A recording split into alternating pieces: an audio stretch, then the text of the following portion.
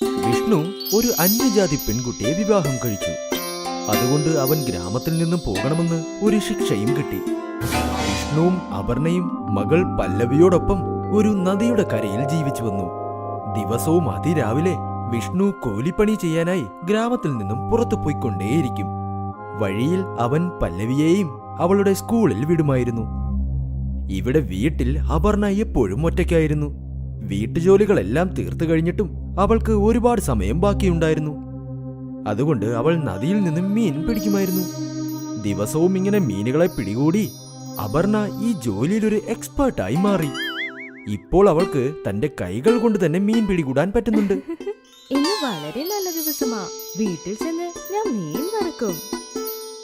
അപർണ ആ നദിയിൽ നിന്നും പിടികൂടിയ എല്ലാ മീനുകളെയും വീട്ടിലേക്ക് എടുത്തുകൊണ്ടുപോയി നല്ലതുപോലെ ശുദ്ധീകരിച്ച് പാകം ചെയ്യുമായിരുന്നു. ഇതിന്റെ മണം വളരെ നന്നായിട്ടുണ്ട്. ഇതിന്റെ രുചിയും നന്നായിരിക്കുമെന്ന് തോന്നുന്നു. വൈകുന്നേരം വിഷ്ണുവും പല്ലവിയും വീട്ടിലേക്ക് വരുമ്പോൾ അപർണ അവർക്ക് വേണ്ടി ഭക്ഷണമുണ്ടാക്കി കൂടെ മീനും വിളമ്പിക്കൊടുത്തു. രുചിച്ച് നോക്കിയിട്ട് പറയോ എങ്ങനെയുണ്ടെന്ന്. അമ്മേ, ഇതിൽ രുചിച്ചു നോക്കാൻ എന്താ ഉള്ളേ? നിങ്ങൾ ചെയ്തെങ്കിൽ വളരെ നന്നായിരിക്കും. ഓ അതെയോ? അതെ അമ്മേ. നിങ്ങൾ ഉണ്ടാക്കുന്ന മീനുകളൊക്കെ എന്റെ സ്കൂളിലേക്ക് അയക്കില്ലേ? അപ്പോഴേക്ക് എന്റെ ഫ്രണ്ട്സ് അത് വിടാതെ കഴിക്കും. നിങ്ങളുടെ അമ്മ വളരെ നന്നായി മീനുണ്ടാക്കുന്നുണ്ടെന്ന് അവർ പറഞ്ഞുകൊണ്ടിരിക്കും. നല്ല കാര്യം. അതെ അതെ, നിന്നെ പോലെ ആർക്കും തന്നെ മീൻ കറി വെക്കാനേ സാധിക്കില്ല. ഞാൻ സത്യമായിട്ടും പറഞ്ഞതാ. മീനെന്ന് പറഞ്ഞതും എനിക്കൊരു കാര്യം തോന്നി. ഞാൻ കുറെ മീനുകൾ പിടിച്ച് അത് മാർക്കറ്റിൽ വിൽക്കാമെന്ന് നോക്കുന്നു. അതുകൊണ്ട് എനിക്ക് കുറച്ച് പൈസയും കിട്ടും. ആ, നിനക്ക് വിൽക്കാം. നീ നന്നായി മീനുകളെ പിടികൂടുമല്ലോ. അപ്പൊ നാളെ മുതൽ ഞാൻ പണി തുടങ്ങാം. അടുത്ത ദിവസം അപർണ ഒരുപാട് മീനുകളെ പിടികൂടി. എന്നിട്ട് ആ മീനുകളെല്ലാം ഒരു കുട്ടയിലാക്കി മാർക്കറ്റിലേക്കും പോയി. നല്ല നല്ല മീനുകൾ.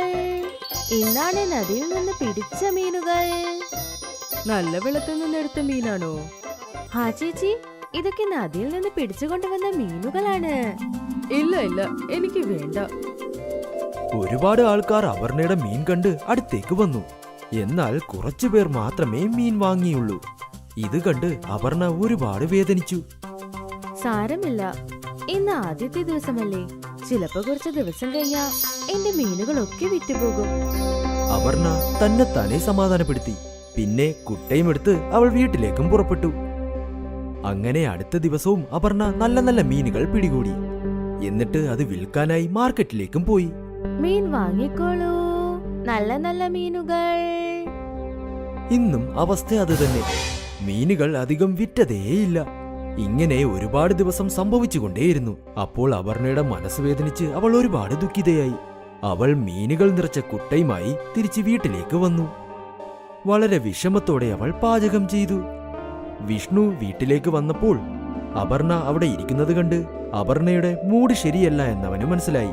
അപർണ, എന്തു പറ്റി? മീൻ വിറ്റ് കുറച്ച് പൈസ സമ്പാദിക്കാമെന്നാണ് വിചാരിച്ചേ. പക്ഷെ ആരും എന്റെ മീനുകൾ വാങ്ങുന്നേയില്ല. നിനക്ക് മീൻ വിൽക്കുന്നതിന് പകരം മീൻ കറി വിറ്റുകൂടെ? എല്ലാവരും വാങ്ങിക്കോളും. എന്താ ഏട്ടാ, കളിയാക്കുകയാണോ? അയ്യോ, അല്ല അല്ല, ഞാൻ ശരിക്കും പറഞ്ഞതാണ്. നീ വെച്ചുണ്ടാക്കുന്ന മീൻ കറിക്ക് എന്ത് രുചിയാണെന്ന് നിനക്കറിയാമോ? എന്നിരുന്നാലും മീനിനെ പിടികൂടുന്നത് നീയല്ലേ. അതുകൊണ്ട് കുറഞ്ഞ വിലയ്ക്കും നിനക്ക് വിൽക്കാം. നീ നന്നായി ഒന്ന് ആലോചിക്കേ. വിഷ്ണു ഇങ്ങനെ പറഞ്ഞ് വീട്ടിൽ നിന്നും പുറത്തേക്ക് പോയി. ഇപ്പോൾ അപർണയും വിഷ്ണു പറഞ്ഞത് ഓർത്തുകൊണ്ടേയിരുന്നു. എല്ലാവരും എന്റെ മീൻകറി പുകഴ്ന്നുകൊണ്ടേയിരിക്കും. അപ്പൊ ഞാൻ ഒരു വട്ടം ശ്രമിച്ചു നോക്കിയേക്കാം. എങ്ങനെയായാലും എനിക്ക് പൈസ സമ്പാദിച്ചാൽ മതിയല്ലോ. മീനുകൾ വിറ്റ് അല്ലെങ്കിൽ മീൻകറി വിറ്റ് എന്തായിരുന്നാലും എന്താ. ഇപ്പോൾ അപർണയുടെ മുഖത്തൊരു പുഞ്ചിരി വന്നു. അവൾ വീണ്ടും ഒരു തവണ കൂടി ശ്രമിച്ചു നോക്കാമെന്ന് തീരുമാനിച്ചു. അടുത്ത ദിവസം അപർണ നല്ല മീനുകൾ പിടികൂടി അതെല്ലാം വീട്ടിൽ കൊണ്ടുവന്ന് പാകം ചെയ്തുകൊണ്ടിരുന്നു. പാചകം ചെയ്തതിന് ശേഷം അപർണ ഒരു പാത്രത്തിൽ മീനുകളെല്ലാം വെച്ചു. പിന്നെ മറ്റൊരു പാത്രത്തിൽ ഫ്രൈസും വെച്ചു. പിന്നെ അവൾ ഒരു സഞ്ചിയും എടുത്ത് വീട്ടിൽ നിന്നും പുറപ്പെട്ടു. അപർണ മാർക്കറ്റിൽ എത്തി. മീൻ കറി വെറും 25 രൂപയിൽ മീൻ കറി. മീൻ പാത്തെന്ന് കേട്ടതും കസ്റ്റമേഴ്സ് എല്ലാവരും വരാൻ തുടങ്ങി. ഈ മീൻ ഫ്രഷ് അല്ലേ? അതെ, ഇന്ന് രാവിലെ പിടിച്ചതാണ്. ശരി ശരി, എനിക്ക് ഒരു പ്ലേറ്റ് തരൂ. അപർണയപ്പോൾ അയാൾക്ക് ഒരു പ്ലേറ്റ് മീൻ ബാത്ത് കൊടുത്തു. അയാൾ അവിടെ തന്നെ നിന്ന് അത് മുഴുവനും കഴിച്ചു തീർത്തു. ആ മീനിന്റെ മണം അവിടെ മുഴുവനും പടർന്നു. അത് കാരണം വീണ്ടും കുറച്ചുകൂടി കസ്റ്റമേഴ്സ് അപർണയുടെ അടുത്ത് വന്നു. എനിക്കും ഒരു പ്ലേറ്റ് തരൂ. ആ ശരി. കസ്റ്റമേഴ്സ് വന്നുകൊണ്ടേയിരുന്നു. അപർണയും അവർക്ക് മീൻ ബാത്ത് കൊടുത്തുകൊണ്ടേയിരുന്നു. അവൾ ഒരുപാട് സന്തോഷിച്ചു. ഓരോ പ്ലേറ്റിനും അവൾക്ക് 25 രൂപയും കിട്ടിക്കൊണ്ടിരുന്നു. അങ്ങനെ കുറച്ചു നേരത്തിനുള്ളിൽ അവളുടെ മീൻ ബാത്ത് മുഴുവനും കാലിയായി. അങ്ങനെ അവൾ വീട്ടിലേക്കും പുറപ്പെട്ടു. വൈകുന്നേരം വിഷ്ണു വീട്ടിൽ വന്നതും അപർണ പല്ലവിക്കും അവനും ജിലേബിയും കൊടുത്തു. ജിലേബി. അയ്യോ, ഇതെന്താ സ്പെഷ്യൽ ആണല്ലോ. നിങ്ങളത് കഴിക്കൂ, പറയാം. 3 പേരും ജിലേബി കഴിച്ചു. പിന്നെ അപർണ ഇന്ന് നടന്ന സംഭവങ്ങളെല്ലാം വിഷ്ണുവിനോടും പറഞ്ഞു. ഞാൻ പറഞ്ഞില്ലേ നിന്റെ മീൻ ബാത്ത് എല്ലാവരും രുചിയോടെ കഴിക്കുമെന്ന്. എനിക്കും കുറച്ച് മീൻ ബാത്ത് ഇട്, ഞാൻ കഴിക്കട്ടെ. അയ്യോ, അതൊക്കെ തീർന്നു പോയല്ലോ. എന്താ? അങ്ങനെ അന്നു മുതൽ അപർണയുടെ മീൻ ബാത്ത് കച്ചവടം വളരെ നന്നായി നടന്നു. അപർണ എപ്പോൾ മാർക്കറ്റിൽ വരുമെന്ന് കസ്റ്റമേഴ്സ് കാത്തു നിൽക്കുന്ന അവസ്ഥയിലായി. ദേ അവിടെ നോക്കൂ, മീൻ കടക്കാരി വന്നു. അവൾ അവിടെ വരുന്നതും അവൾക്ക് ചുറ്റിനും വലിയൊരു കൂട്ടം തന്നെ കൂടും. അവൾ സമ്പാദിച്ച പണം കൊണ്ട് അപർണ അവരുടെ വീടും നന്നാക്കിയെടുത്തു. വിഷ്ണുവും അപർണയെ മീൻ ബാത്ത് ഉണ്ടാക്കി വിൽക്കുന്നതിൽ അവളെ സഹായിക്കുമായിരുന്നു. വിഷ്ണു ഇപ്പോൾ കൂലിപ്പണിയും നിർത്തി. ഭാര്യയും ഭർത്താവും ഇപ്പോൾ മീൻ ബാത്ത് വിറ്റുകൊണ്ടിരുന്നു. അവർ മാർക്കറ്റിൽ ഒരു കടയും തുറന്നു. അവരുടെ മീൻ ബാത്ത് ബിസിനസ് വളരെ സൂപ്പറായി പോയി. പിന്നെ കുറച്ചു നാൾ കൊണ്ട് തന്നെ അപർണ ഗ്രാമത്തിൽ മീൻ കടക്കാരി എന്ന പേരിൽ പ്രശസ്തിയായി. ഇപ്പോൾ അവളുടെ കുടുംബം മുഴുവനും ഈ ജോലിയിൽ അവളെ സഹായിച്ചുകൊണ്ടേയിരുന്നു. അബ്ദുൾ മിയായുടെ മരണത്തിന് ശേഷം അദ്ദേഹത്തിന്റെ 3 കുട്ടികളും അനാഥരായി. ഇപ്പോൾ അവർക്ക് അച്ഛന്റെ സാന്ത്വനം നഷ്ടപ്പെട്ടു. നമ്മൾ ഇനി എന്ത് ചെയ്യും? നമ്മുടെ കുടുംബം എങ്ങനെ നോക്കും? പ്രായപൂർത്തിയായ 2 കുട്ടികളെ ഞാൻ എങ്ങനെ കെട്ടിച്ചയക്കും? യാ അല്ലാ, കരുണ കാണിക്കല്ല. അമ്മേ, പുറത്തുപോയി ഞങ്ങൾ ജോലി നോക്കട്ടെ. പക്ഷെ നിനക്ക് എന്ത് ജോലി കിട്ടും? എനിക്കൊരു ജോലി മാത്രമാണ് നന്നായിട്ട് അറിയാവുന്നത്, പാചക ജോലി. നമുക്കൊരു ബിരിയാണി കട തുടങ്ങിയാലോ? പക്ഷേ അതിന് കുറെ കാശ് ആവശ്യപ്പെടുമല്ലോ. പണത്തെ പറ്റിയോർത്ത് നിങ്ങൾ വിഷമിക്കല്ലേ. എന്റെ അടുത്ത് കുറച്ച് സ്വർണ്ണമുണ്ട്. ഒരു ദിവസം എല്ലാം ശരിയാകുമ്പോ ആ സ്വർണ്ണമെല്ലാം തിരിച്ചെടുക്കാമല്ലോ. പക്ഷെ അമ്മേ, അച്ഛൻ നിങ്ങൾക്ക് വേണ്ടി വാങ്ങി തന്നതല്ലേ. മകളെ, എനിക്ക് സ്വർണത്തിനേക്കാൾ വലുത് നിങ്ങളാണ്. ഇതിലെന്താണുള്ളത്? നമുക്കത് വീണ്ടും വാങ്ങിക്കാലോ. ശരി അമ്മേ. ഷിഫാനി അവളുടെ അമ്മയുടെ സ്വർണമെല്ലാം വാങ്ങിച്ചു. പണയം വച്ചതിന് ശേഷം അവൾക്ക് 20,000 രൂപ കിട്ടി. ആ പണം വെച്ചിട്ട് അവർ ഒരു ബിരിയാണി കട ആരംഭിച്ചു. അവർ 3 പേരും ചേർന്ന് ആ കടയിൽ ജോലി നോക്കാൻ ആരംഭിച്ചു. വരൂ വരൂ, ചൂടുള്ള ബിരിയാണി ഉണ്ട്. ഒരു പ്രാവശ്യം കഴിച്ചാൽ നിങ്ങൾ വീണ്ടും വരും. വരൂ, ചൂടുള്ള ബിരിയാണി വരൂ. നിറയെ പേര് അവിടെ ബിരിയാണി കഴിക്കാൻ വന്നു. ആ കടയിലെ ബിരിയാണി എല്ലാവർക്കും ഇഷ്ടപ്പെട്ടു. ഓ, ബിരിയാണി നന്നായിട്ടുണ്ട്. ഇത്രയും രുചിയുള്ള ബിരിയാണി എന്റെ ജീവിതത്തിൽ കഴിച്ചിട്ടേ ഇല്ല. അതെ അതെ, ബിരിയാണി നന്നായിട്ടുണ്ട്. വളരെ നന്ദിയുണ്ട് ചേട്ടാ. ഇതെന്റെ അമ്മയുടെ റെസിപ്പിയാണ്. എന്റെ അമ്മയുടെ സ്പെഷ്യൽ ബിരിയാണി. വളരെ നന്നായിട്ടുണ്ട്. അങ്ങനെ പതിയെ പതിയെ ബിരിയാണി കടയിൽ കച്ചവടം വർദ്ധിച്ചു. ബിരിയാണി കടയിൽ ആളുകളുടെ തിരക്ക് കൂടി. എനിക്ക് 2 ബിരിയാണി പാഴ്സൽ വേണം. ആ ശരി ചേച്ചി. എനിക്കും 2 വേണം. ഇപ്പൊ നദീന് ഉറക്കെ ആരെയും വിളിച്ചു കൂട്ടേണ്ട ആവശ്യമില്ല. കടയിൽ ഓരോ ദിവസവും തിരക്ക് വർദ്ധിച്ചു വന്നു. അവര് 3 പേരും ചേർന്ന് ഓർഡർ എടുക്കാൻ തുടങ്ങി. ഇതാ നിങ്ങൾ ഓർഡർ ചെയ്ത ഭക്ഷണം. ഇത് നിങ്ങളുടെ. ഇത് നിങ്ങളുടെ. 1 മാസത്തിന് ശേഷം ഷിഫ സമ്പാദിച്ച പണം എണ്ണിക്കൊണ്ടിരുന്നു. ഇന്നാ അമ്മേ, ഈ മാസത്തിൽ കിട്ടിയ ലാഭം 20,000 രൂപ. എന്ത്? അതെ അമ്മേ, സത്യമാണ്. 20,000 രൂപ. ഇത്രയും അധികം പണമോ? നമ്മൾ ചെയ്യുന്ന ബിരിയാണി നാട്ടുകാർക്ക് വളരെ ഇഷ്ടപ്പെട്ടിട്ടുണ്ട്. എപ്പോഴും കടയില് കസ്റ്റമറിന്റെ കൂട്ടാണ് ഉള്ളത്. യാ അല്ലാ, അങ്ങേക്ക് എന്റെ കോടാനുകോടി പ്രണാമം. നീ എന്റെ മക്കളെ അവരുടെ ജോലിയിൽ വിജയിപ്പിച്ചതിന് ഒത്തിരി നന്ദി. അമ്മേ, അടുത്ത മാസം അമ്മയുടെ സ്വർണമെല്ലാം തിരിച്ചെടുക്കാം കേട്ടോ, ഇൻഷാ അല്ലാ. ആ ദിവസം ഷിഫയുടെ കുടുംബത്തിൽ എല്ലാവരും സന്തോഷമായിരുന്നു. അവരുടെ പിതാവ് മരിച്ചതിനു ശേഷം ഇന്നാണ് ആ കുടുംബത്തിൽ സന്തോഷവും ആനന്ദവും വിളയാടിയത്. അവര് 3 പേരും ഒരുപാട് കഷ്ടപ്പെട്ട് അധ്വാനിച്ചു. രാത്രിയെന്നോ പകലെന്നോ വ്യത്യാസമില്ലാതെ അവര് 3 പേരും ജോലി ചെയ്തു. ഇതെല്ലാം നമ്മുടെ 3 പേരുടെയും ഐക്യത്തിൽ നടന്നതാണ്. സത്യമാണ് ചേച്ചി. പിന്നെ നമ്മൾ എപ്പോഴും ഇതുപോലെ ഒന്നായിട്ടുണ്ടാവണം. അതെ, എപ്പോഴും. കുറച്ചു മാസത്തിനു ശേഷം 3 പേരും വണ്ടിക്കട വിട്ട് ഹോട്ടൽ ആരംഭിച്ചു. നദീൻ കൗണ്ടറിലിരിക്കാനും ഷിഫായും സനായും ബിരിയാണി ഉണ്ടാക്കാനും തുടങ്ങി. നദീം മോനെ, അതേ ടേസ്റ്റ് തന്നെ വണ്ടിക്കടയിൽ വെച്ചതുപോലെ ഉണ്ട്. തീർച്ചയായിട്ടും ഇതല്ലേ ഞങ്ങളുടെ അമ്മയുടെ റെസിപ്പി. ചേട്ടാ, ഈ ടേസ്റ്റ് തീർച്ചയായിട്ടും മാറുകയില്ല. ജനങ്ങൾ എപ്പോഴും അവരുടെ ബിരിയാണിയുടെ രുചിയെ പറ്റി പുകഴ്ത്തിക്കൊണ്ടേയിരുന്നു.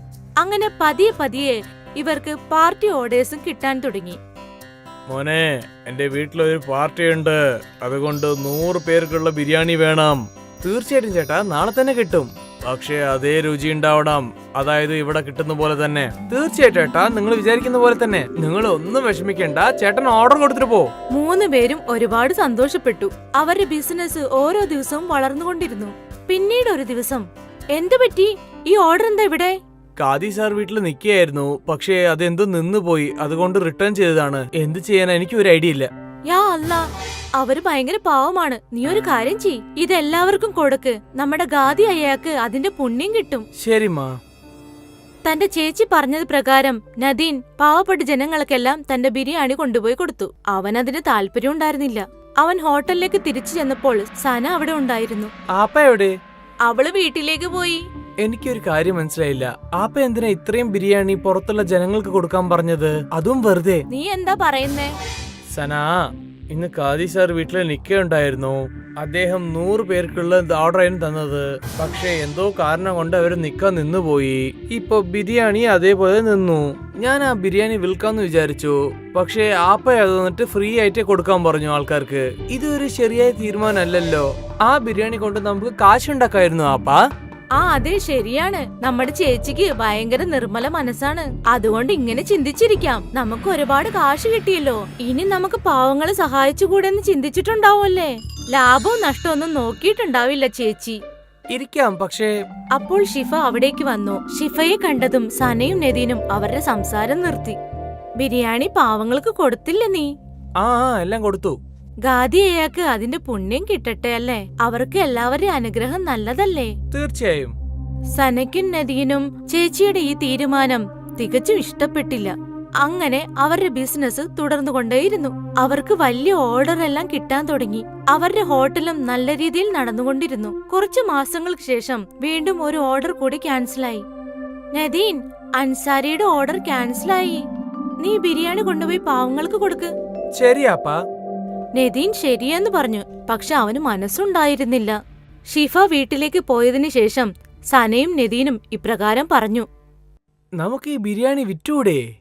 ഇപ്പൊ രാത്രി 10 മണിയായല്ലോ.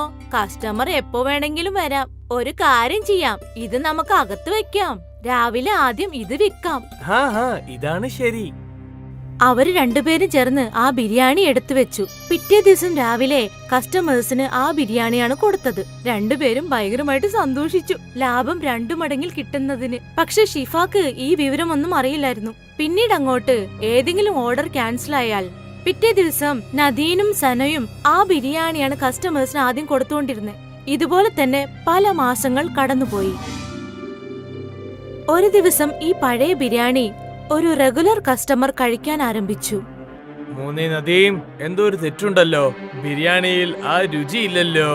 അത് എങ്ങനെ ചേട്ടാ നടക്കും? ഞങ്ങൾ എപ്പോഴും പോലെയാണല്ലോ ഇപ്പോഴും ഉണ്ടാക്കുന്നത്. ശരി മോനെ. അങ്ങനെ ക്രമേണ കസ്റ്റമേഴ്സിനെല്ലാം ബിരിയാണി ടേസ്റ്റ് മാറുന്നത് മനസ്സിലായി. ആ രുചി കസ്റ്റമേഴ്സിന് തീരെ ഇഷ്ടപ്പെട്ടില്ല. അങ്ങനെ പതിയെ ഹോട്ടലിന്റെ വ്യാപാരം കുറഞ്ഞു. അപ്പോഴാണ് ഷിഫ ആലോചിച്ചത്, പെട്ടെന്ന് എന്താണ് സംഭവിച്ചത്? എന്താണ് കസ്റ്റമേഴ്സ് ആരും വരാത്തത്? ഇങ്ങനെ പോയാൽ കച്ചവടം നഷ്ടത്തിലാവില്ലേ? നദീന് അവന്റെ തെറ്റുകൾ മനസ്സിലായി. അവൻ ചേച്ചിയെ നോക്കി കരയാൻ ആരംഭിച്ചു. എല്ലാം ഞങ്ങളുടെ തെറ്റാണ്. പഴയ ബിരിയാണി എടുത്താണ് ഞങ്ങൾ കസ്റ്റമറിനൊക്കെ കൊടുത്തത്. എന്ത്? നദീൻ അവന്റെ ചേച്ചിയോട് അവൻ ചെയ്ത തെറ്റുകളെല്ലാം തുറന്നു പറഞ്ഞു. നീ എന്തിനങ്ങനെ ചെയ്തത്?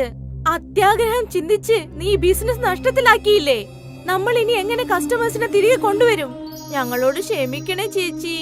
ഞങ്ങൾക്ക് അറിയില്ല ഇതുപോലെയൊക്കെ സംഭവിക്കുന്നു. നിന്റെ അത്യാഗ്രഹമാണ് എല്ലാത്തിനും കാരണം. 3 പേരും ആലോചിക്കാൻ തുടങ്ങി ഇനി എന്ത് ചെയ്യുമെന്ന്.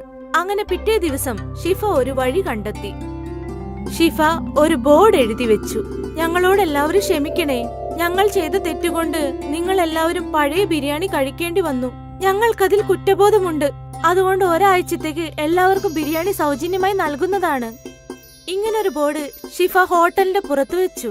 കസ്റ്റമേഴ്സ് എല്ലാരും ആ ബോർഡ് കണ്ടു. സൗജന്യമായ ബിരിയാണി കഴിക്കാൻ എല്ലാവരും വന്നു. വീണ്ടും ആ ബിരിയാണിയുടെ ടേസ്റ്റ് കസ്റ്റമേഴ്സിനെല്ലാം ഇഷ്ടപ്പെടാൻ തുടങ്ങി. ഇത് ആ പഴയ ടേസ്റ്റ് തന്നെയാ. അതെ അതെ, നന്നായിട്ടുണ്ട്. ഒരാഴ്ചത്തേക്ക് ബിരിയാണി എല്ലാവർക്കും ഫ്രീ ആയി കൊടുത്തു.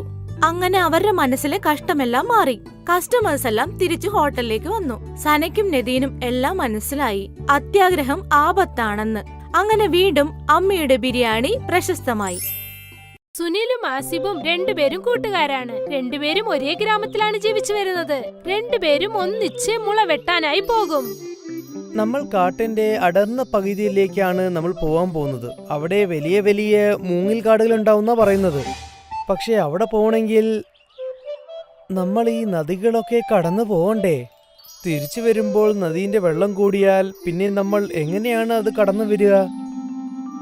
നമ്മൾ നദിയിൽ വെള്ളം കുറവായിട്ടിരിക്കുമ്പോൾ നമുക്ക് അങ്ങനെ കടന്നു വന്നേക്കാം.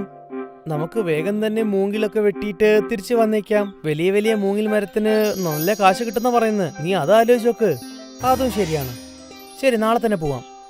അടുത്ത ദിവസം മുതൽ സുനിലും അസീബും വലിയ കാട്ടിനകത്തേക്ക് ചെന്നു. ഇവിടെ വലിയ വലിയ മൂങ്ങിൽ മരങ്ങളൊക്കെ ഉണ്ട്.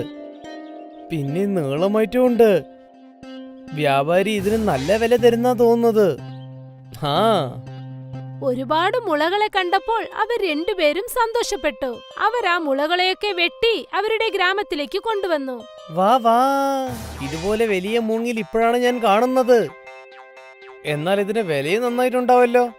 ആഹാ, ഒരു മൂങ്ങിലിന് 200 രൂപയാണ് തരുന്നത്. നിങ്ങൾ മൊത്തം 5 മൂങ്ങിലാണ് കൊണ്ടുവന്നിരിക്കുന്നത്. അതിനുള്ള 1000 രൂപയുണ്ട്. 1000 രൂപ കിട്ടിയതിൽ രണ്ടുപേർക്കും വളരെ സന്തോഷം തോന്നി. ആ പണം രണ്ടുപേരും സമമായി പങ്കുവെച്ചെടുത്തു. ദിവസം ചെറിയ ചെറിയ മൂങ്ങിലെടുത്തിട്ട് 300 രൂപയാണ് നമ്മൾ കാശുണ്ടാക്കിയത്. ഇന്ന് നമുക്ക് 500 രൂപ കിട്ടിയിട്ടുണ്ടല്ലോ. ഇതിനു ശേഷം നമ്മൾ ആ കാട്ടിന്റെ അടർന്ന പകുതിയിലേക്കാണ് പോകേണ്ടത്. ആഹാ, അന്നു മുതൽ അവർ രണ്ടുപേരും നദി കടന്ന് മുള വെട്ടാനായി പോകും. പിന്നെ വ്യാപാരിയും അവർക്ക് നല്ല കാശ് നൽകി. ഒരു ദിവസം രാവിലെ രണ്ടുപേരും മുളകൾ വെട്ടാനായി ചെന്നു. ചേട്ടാ, അമ്മ എന്താ പറഞ്ഞ വെച്ചാൽ കുറച്ച് ബസാറിൽ പോയിട്ട് അരിയും മസാല വാങ്ങാൻ പറഞ്ഞിട്ടുണ്ട്. എനിക്ക് പിന്നെ പനീരും വാങ്ങാനുണ്ട്. ശരി, എന്നാ വരൂ, നമുക്ക് ബസാറിലേക്ക് പോവാം. പിന്നെ അവിടുന്ന് നമുക്ക് നദി കടന്നിട്ട് കാട്ടിലേക്ക് പോവാം. ആ, ഒരേ നേരത്തിന് നമുക്ക് 2 ജോലി നടക്കും. അവർ രണ്ടുപേരും മാർക്കറ്റിലേക്ക് പോയി അവർക്ക് എന്തൊക്കെ സാധനങ്ങൾ വേണോ എല്ലാം അവർ വാങ്ങി. ഇത് കണ്ടില്ലേ, എനിക്ക് വളരെ ശുദ്ധമായ പനീർ കിട്ടിയിട്ടുണ്ട്. ഇന്ന് രാത്രി ഒരു പിടി തന്നെ. ഞാനും കഴിക്കാൻ വന്നോളാം. ആ, വരൂ. നീ വരണ്ടെന്ന് പറഞ്ഞാലും വരുമല്ലോ. നമുക്ക് നദി കടന്നു പോവാം. മൂങ്കിൽ വെട്ടിയിട്ട് നമുക്ക് വിൽക്കാനുണ്ടല്ലേ. ആഹാ, പിന്നീട് അവർ രണ്ടുപേരും കാട്ടിലേക്ക് പോകാനായി തിരിച്ചു. എല്ലാ ദിവസത്തെയും പോലെ അവർ രണ്ടുപേരും നദി കടന്ന് ആ കാട്ടിനകത്തേക്ക് ചെന്നു. മുളകൾ വെട്ടാൻ തുടങ്ങി. പെട്ടെന്ന് നല്ല മഴ പെയ്യാൻ തുടങ്ങി. നമ്മൾ വീട്ടിലേക്ക് വേഗം പോണം. നദിയിൽ ഇപ്പൊ വെള്ളം കൂടിയിട്ടുണ്ടാവും. ഹാ, പക്ഷെ ഇന്ന് എക്സ്ട്രാ ഒരു മൂങ്കിൽ കൂടെ നമുക്ക് കട്ട് ചെയ്യണം. ഹാ, മഴ വളരെ ശക്തമായി പെയ്തു. കുറച്ചു സമയത്തിനകം തന്നെ അവർ മുളകളൊക്കെ വെട്ടിക്കഴിഞ്ഞു. പിന്നീട് അവർ ആ മുളകളൊക്കെ കെട്ടിയെടുത്ത് ആ നദിക്കരയിലേക്ക് വന്നു. പക്ഷെ നദിയിൽ മഴ കാരണം വെള്ളം അധികമായിരുന്നു. നദിയിൽ വല്ലാതെ വെള്ളം കൂടിയിട്ടുണ്ടല്ലോ ചേട്ടാ. ഈ നിലമിൽ നമ്മൾ നദിയിൽ പോയാൽ വളരെ ആപത്താണ്. ഹാ, നമുക്ക് കുറച്ചു നേരം കാട്ടിൽ കാത്തിരുന്നാലോ? ഹാ, അവിടെ കുറച്ച് ദൂരം പോയ ഒരു ഗുഹയുണ്ട്. നമുക്ക് അവിടെ പോയി താമസിക്കാം. രണ്ടുപേരും ഒരു ഗുഹയ്ക്കകത്തേക്ക് ചെന്നു. ആ ഗുഹയിൽ നേരത്തെ തന്നെ ഉണങ്ങിയ മരക്കഷ്ണങ്ങൾ ഉണ്ടായിരുന്നു. ഇത് നമുക്ക് കത്തിക്കാം. കുറച്ച് ചൂടെങ്കിലും കിട്ടുമല്ലോ. അസീഫ് വാങ്ങിച്ച ആ സാധനങ്ങളിൽ ഒരു തീപ്പട്ടിയും ഉണ്ടായിരുന്നു. അസീഫ് ആ ഉണങ്ങിയ മരക്കഷ്ണങ്ങൾ ഉപയോഗിച്ച് തീ കത്തിച്ചു. പിന്നെ രണ്ടുപേരും ചേർന്ന് ചൂട് കായാൻ തുടങ്ങി. വല്ലാണ്ട് വിശക്കുന്നുണ്ട് പാ. എനിക്കും. നോക്ക്, നമുക്ക് എന്തെങ്കിലും ഭക്ഷണം ഉണ്ടാക്കിയാലോ? കാരണം ഭക്ഷണം ഉണ്ടാക്കാൻ കുറച്ച് റേഷൻ നമ്മളടുത്തുണ്ടല്ലോ. പക്ഷെ നമ്മൾ എങ്ങനെ ഉണ്ടാക്കാനാ? ഉണ്ടാക്കാനുള്ള പാത്രങ്ങളൊന്നും ഇല്ലല്ലോ. അപ്പോഴാണ് അസീഫിന്റെ ശ്രദ്ധയിൽ ആ മുള കണ്ടത്. നമ്മളടുത്ത് മൂങ്ങിലുണ്ടല്ലോ. മൂങ്ങിലിനെ കൊണ്ട് നമുക്ക് ഭക്ഷണം ഉണ്ടാക്കാൻ പറ്റും. എങ്ങനെ? നിങ്ങൾ ഈ മൂങ്ങിൽ ബിരിയാണി കണ്ടിട്ടില്ലേ? ഇല്ല. മൂങ്ങിൽ കൊണ്ട് ബിരിയാണി ഉണ്ടാക്കാൻ പറ്റുമോ? പക്ഷെ നമ്മളടുത്ത് ഇറച്ചിയൊന്നും ഇല്ലല്ലോ. ഇറച്ചി ഇല്ലെങ്കിൽ എന്തിനാ, നമ്മളടുത്ത് പന്നീരുണ്ടല്ലോ. പന്നീർ കൊണ്ട് നമുക്ക് ബിരിയാണി ഉണ്ടാക്കാം. പക്ഷെ എങ്ങനെ? ദേ ഞാൻ നിങ്ങൾക്ക് ഇപ്പൊ കാണിച്ചു തരാം. ആസിഫ് 2 മുള കഷ്ണങ്ങൾ വെട്ടിയെടുത്തു. അവരുടെ കയ്യിലുണ്ടായിരുന്ന അരി നല്ല രീതിയിൽ കഴുകിയെടുത്തു. ആ മുള കഷ്ണത്തിനകത്ത് അരി, മസാല, വെള്ളം, ഉപ്പ്, പിന്നെ പന്നീരും ചേർത്തു. ആ മുളയുടെ മറ്റൊരു വശം അവൻ ഇലകൾ കൊണ്ട് മറച്ച് നല്ല രീതിക്ക് കെട്ടിവെച്ചു. പിന്നെ അതെല്ലാം നല്ല രീതിക്ക് മിക്സ് ചെയ്ത് കത്തിക്കൊണ്ടിരിക്കുന്ന തീയുടെ പുറത്ത് അവൻ അത് വെച്ചു. ഇപ്പൊ 15 മിനിറ്റ് കൊണ്ട് നമുക്ക് ബാംബു ബിരിയാണി റെഡിയാണ്. നോക്കാം. ആ മുളകൾ തീയിൽ നന്നായിട്ട് എരിയാൻ തുടങ്ങി. ആ മുളകൾ മുഴുവനും കത്തിത്തീർന്നതിനു ശേഷം ആ ഗുഹ മുഴുവനും നല്ല സ്വാദുള്ള മണം വീശാൻ തുടങ്ങി. ബാംബു ബിരിയാണി റെഡിയായി തോന്നുന്നു സുഹൃത്തേ. ആസിഫ് ആ മുളകളെ പുറത്തെടുത്തു. പിന്നെ അത് 2 ഇലകളുടെ പുറത്ത് വെച്ചു. ആ മുള ശകലം തണുത്തതിനു ശേഷം അതിലുണ്ടായിരുന്ന ബിരിയാണി അവൻ ഇലകളിൽ തട്ടിവെച്ചു. കാണാൻ തന്നെ വളരെ ഭംഗിയായിട്ടുണ്ട്. അത് എങ്ങനെ ഉണ്ടായാലും എന്താ, എനിക്ക് നല്ല വിശക്കുന്നുണ്ട്. വരൂ, ആദ്യം കഴിക്കാം. 2 പേരും ആ ബിരിയാണി കഴിച്ചു നോക്കി. അവർക്ക് ഒരുപാട് ഇഷ്ടമായി. പിന്നെ അവർ 2 പേരും വളരെ സന്തോഷത്തോടെ ആ ബാംബു ബിരിയാണി കഴിക്കാൻ തുടങ്ങി. സുഹൃത്തേ, നീ ഇത്രയും അടിപൊളിയായിട്ട് ബാംബു ബിരിയാണി ഉണ്ടാക്കിയിട്ടുണ്ടല്ലോ. ഞാൻ എന്ത് പറയാനാ. വളരെ നന്ദിയുണ്ട്. നീ ബിരിയാണി ഉണ്ടാക്കിയിട്ട് വിൽക്കണം എന്നാണ് എനിക്ക് തോന്നുന്നത്. നമ്മൾ കഷ്ടപ്പെട്ടിട്ടാണ് ജോലി ചെയ്യുന്നത്. നമുക്ക് ഇതുപോലെ ബാംബു ബിരിയാണി ഉണ്ടാക്കി കാശ് ഉണ്ടാക്കാലോ. സത്യാണോ? ഹാ, നിനക്ക് സമ്മന്താണെങ്കിൽ നമുക്ക് 2 പേർക്ക് ചേർന്ന് ധാബ തുടങ്ങാം. ആഹാ, തീർച്ചയായും.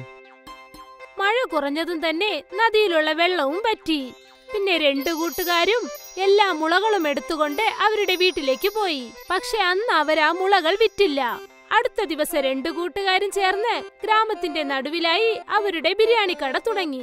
ഗ്രാമത്തിലെ ജനങ്ങളൊക്കെ ആശ്ചര്യത്തോടെ നോക്കി ഇവർ 2 പേരും ചേർന്ന് മുളകൾ വെച്ച് എന്തു ചെയ്യുകയാണെന്ന്. മോനെ, ഇത് എന്താ ഇത്? ഇത് ബാംബു ബിരിയാണിയാണ്, പനീർ കൊണ്ടുണ്ടാക്കുന്നത്. ബാംബു ബിരിയാണിയോ? എനിക്കൊരു പ്ലേറ്റ് തരും മോനെ. ഗ്രാമത്തിലെ ജനങ്ങൾ ആദ്യമായിട്ടാണ് ആ മുള ബിരിയാണി കഴിക്കുന്നത്. ഓ എന്റെ പൊന്നെ, എന്ത് രുചിയായിട്ടുണ്ട് അറിയോ ആസിഫ് ഭായ്. ഇതുപോലുള്ള ബിരിയാണി എന്റെ ജീവിതത്തിൽ ഞാൻ കഴിച്ചിട്ടേ ഇല്ല. അടിപൊളി തന്നെ. അസീബിന്റെയും സുനിലിന്റെയും ആ ബംബു ബിരിയാണി ഗ്രാമം മൊത്തം ഫേമസ് ആയി. കസ്റ്റമേഴ്സ് ലൈനിൽ നിന്ന് ആ മുള ബിരിയാണി കഴിക്കാനായി വന്നു. അസീബിന്റെയും സുനിലിന്റെയും വരുമാനം പല മടങ്ങ് അധികരിച്ചു. പിന്നെന്താ, അസീബും സുനിലും മുളകൾ വെട്ടുന്നത് വിട്ടിട്ട് ബംബു ബിരിയാണി ചെയ്യാൻ തുടങ്ങി. അവർ 2 പേരും രാത്രിയും പകലും നോക്കാതെ കഷ്ടപ്പെട്ട് ജോലി ചെയ്യാൻ തുടങ്ങി. ദൂര സ്ഥലങ്ങളിൽ നിന്നൊക്കെ ഇത് കേട്ട് ആളുകൾ അവരുടെ കടയിലേക്ക് വന്നു. പിന്നെ കുറച്ചു ദിവസത്തിനകം തന്നെ അവരുടെ ആ ചെറിയ കട ഒരു വലിയ റെസ്റ്റോറന്റായി മാറി. അവർ 2 പേരും പണക്കാരായി. ഇത് ഞാൻ ആലോചിച്ചിട്ടേ ഇല്ല, ഇതുപോലെയൊക്കെ നമുക്ക് സംഭവിക്കുമെന്ന്. ഞാനിത് ആലോചിച്ചിട്ടേ ഇല്ല സുഹൃത്തെ. അന്ന് വന്ന മഴ കൊണ്ടാണ് നമ്മുടെ ജീവിതം തന്നെ മാറ്റി തന്നിരിക്കുന്നത്. ഹാ, അന്ന് മഴ വന്നിട്ടില്ലെങ്കിൽ നമ്മൾ അവിടെ പെട്ടിട്ടുണ്ടാവില്ല. ബാംബു ബിരിയാണി നമ്മൾ ഉണ്ടാക്കിയിട്ടുണ്ടാവില്ല. ശരിയല്ലേ സുഹൃത്തെ? ഇതൊക്കെ മുമ്പ് തന്നെ എഴുതി വെച്ചിട്ടുണ്ടെന്ന് തോന്നുന്നു. ദൈവം എല്ലാവർക്കും മുമ്പ് തന്നെ തലയെഴുത്ത് എഴുതിയിട്ടുണ്ടാവും. നമ്മളൊക്കെ വെറും പാവകൾ മാത്രമാണ്. അദ്ദേഹത്തിന്റെ കളിയിലാണ് നമ്മൾ കളിക്കുന്നത്.